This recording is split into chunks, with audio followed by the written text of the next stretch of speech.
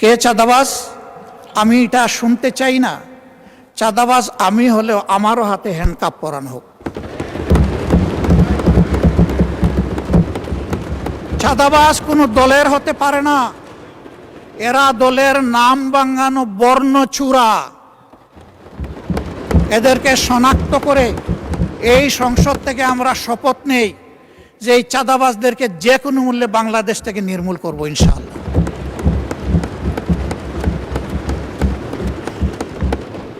দখলবাজি নিয়ে বিভিন্ন জায়গায় ইনফাইটে কতগুলো মূল্যবান জীবন ঝরে গেছে। আমি তাদের জন্য দুঃখ প্রকাশ করছি। কেন? তারা তো এদেশেরই সন্তান, এইভাবেই মরতে হবে কেন? হালাল রুজির পথ ৯৯% মানুষের জন্য থাকলে এই 1% মানুষের হাতে কেন ৯৯% মানুষ জিম্মি হবে? এদের যন্ত্রণা থেকে দেশটাকে মুক্ত করতে হবে। মাননীয় স্পিকার, আইন শৃঙ্খলা পরিস্থিতির অবনতি উন্নতি আমি এগুলো বুঝি না। যে সরকার আসে আইসেই বলে যে আগের চেয়ে এখন অবস্থা ভালো। এই আগটা কি সেটাও বুঝি না। আমি এই আগ পাস কিছুই শোনার পক্ষপাতী নই। আমি শোনার পক্ষে আমাদের বর্তমানটা কি। এই বর্তমানে আমরা একটা নিরাপদ বাংলাদেশে বসবাস করতে চাই।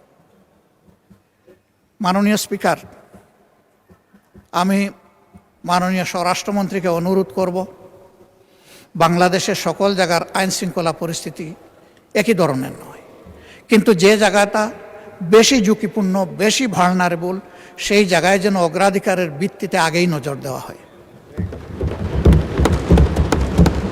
এর সাথে আমাদের শিক্ষাঙ্গনগুলোকে সকল ধরনের সন্ত্রাস মুক্ত যেন রাখার পর্যাপ্ত ব্যবস্থা করা হয়।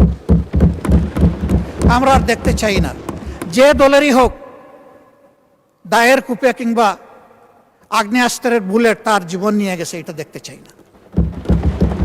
আমরা দেখতে চাই শিশু হয়ে ঢুকবে, পরিণত মানুষ হয়ে ওখান থেকে বের হবে, দক্ষ নাগরিক হয়ে বের হবে, নৈতিকতাবোধ সম্পন্ন নাগরিক হয়ে বের হবে, দেশপ্রেম বুকে নিয়ে বের হবে, দেশ গড়ার অঙ্গীকার নিয়ে বের হবে। আমরা সেই শিক্ষা প্রতিষ্ঠানটা দেখতে চাই। মাননীয় শিক্ষামন্ত্রী আছেন, দেশকে যদি আগাতে হয় তাহলে শিক্ষা এবং স্বাস্থ্য এই দুইটাকে সর্বাধিক গুরুত্ব দিতে হবে।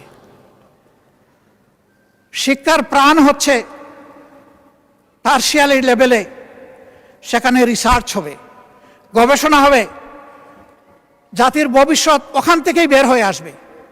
দুঃখের বিষয়, গবেষণায় ফকিরের ভিক্ষা দেওয়া হয়। ফকিরের ভিক্ষা দেওয়ার কারণে ওই ভিক্ষাগুলো লুটপাট হয়ে যায় অনেক ক্ষেত্রে, সেগুলোও কাজে লাগে না। তবে আমি একটা সেক্টরকে বরাবর ধন্যবাদ দেই, আজও ধন্যবাদ দেব। এটি হচ্ছে আমাদের কৃষি বিভাগ, কৃষি বিশ্ববিদ্যালয়। তাদের অর্জনকে আমরা অস্বীকার করলে নিজেকে অস্বীকার করার সামিল হবে। তারা এই দেশকে অনেক কিছু দিয়েছেন।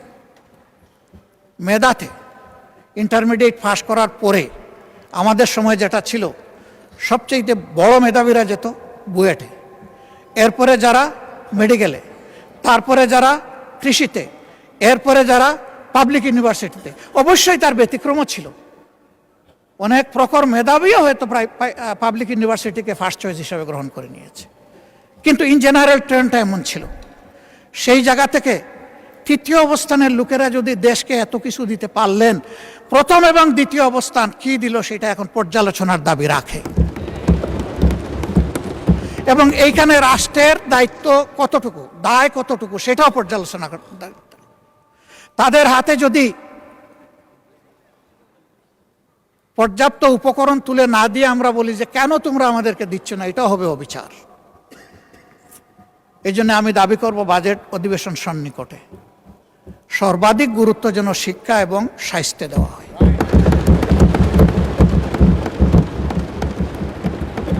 যদি একটা সুস্থ সবল জাতি গঠন করতে হয়, অবশ্যই একটি সুস্থ স্বাস্থ্য ব্যবস্থা আমাদেরকে গড়ে তুলতে হবে। কিন্তু এখানে সবাই স্বাস্থ্য ব্যবস্থার ব্যাপারে হাহাকার করেছেন, সবচেয়ে বেশি হাহাকার করেছেন স্বাস্থ্যসেবার বিষয়টা নিয়ে। অনেকে বলেছেন স্বাস্থ্যসেবা নিজেই রুগী, আমাদেরকে সারিয়ে তুলবে কিভাবে। সঠিক, 1000 শয্যা বিশিষ্ট হাসপাতালে রোগী ভর্তি থাকে 3700। How could be possible? আবার এখন অন্য সমস্যাও দেখছি। এই ফ্যাসিস্ট আমলে যোগ্য দক্ষ ডাক্তারদেরকে বহু দূরে বদলি করা হয়েছে, যেখানে তাদের মেধারও কোনো মূল্যায়ন করা হয়নি, এবং সেখানে এটাকে কাজে লাগানোরও কোনো সুযোগ ছিল না। আবার অনেককে ওএসডি করা হয়েছে।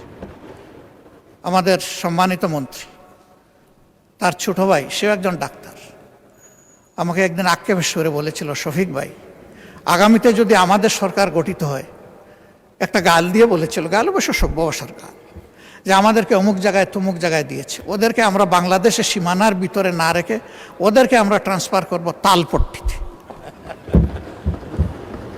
আমি বলেছিলাম, হোয়াটস ডিফারেন্স? তুমি আর আমি যদি এইটাও করি তাহলে তো একই কাজ করলাম। মাননীয় স্পিকার, কিছু কিছু কাজ দুঃখজনকভাবে এখন এরকমই শুরু হয়ে গেছে। ফ্যাসিস্ট আমলে যারা বঞ্চিত ছিল, নিগৃহীত ছিল, ওএসডি ছিল, খালে বিলে তালপট্টিতে যাদের পোস্টিং ছিল, এখন আবার তাদের উপরে সেটা চলে এসেছে। কেন? আমি মাননীয় প্রধানমন্ত্রীকে সম্মান রেখেই বলছি, তিনি বলেছেন আমরা একটা মেরিটোক্রেটিক নেশন বিল্ড আপ করতে চাই।